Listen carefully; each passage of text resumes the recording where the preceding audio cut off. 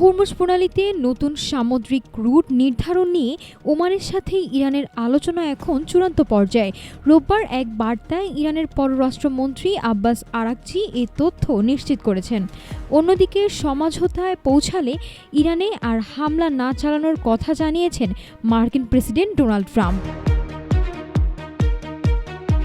বিশ্বের মোট জ্বালানি তেল পরিবহনের প্রায় 20% হয় যে জলপথ দিয়ে মধ্যপ্রাচ্যের সেই চিরচেনা উত্তপ্ত পয়েন্ট হরমুজ প্রণালী।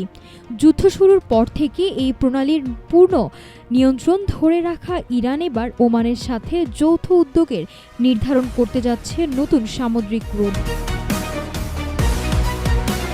ইরানের পররাষ্ট্রমন্ত্রী আব্বাস আরাকচি জানান, ওমানের সাথে তাদের এই আলোচনা চূড়ান্ত হওয়ার পথে।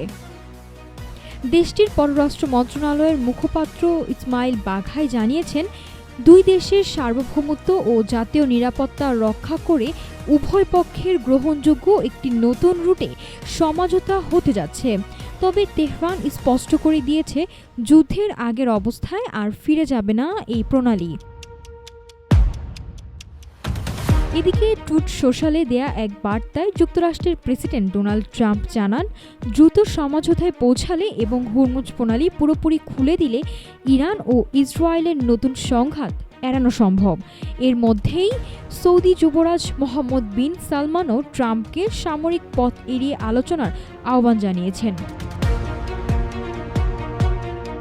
ইরানের প্রেসিডেন্ট মাসুদ পেজেশকিয়ান জানান, যুক্তরাষ্ট্রের সাথে সম্পাদিত সমঝোতার স্মারকই হবে তেহরানের ভবিষ্যতের পররাষ্ট্রনীতির মূল ভিত্তি। কূটনীতির দুয়ার খোলা রাখলেও যে কোনো সম্ভাব্য সংঘাতের জন্য দেশ সামরিকভাবে প্রস্তুত বলেও হুঁশিয়ারি দিয়েছে তেহরান।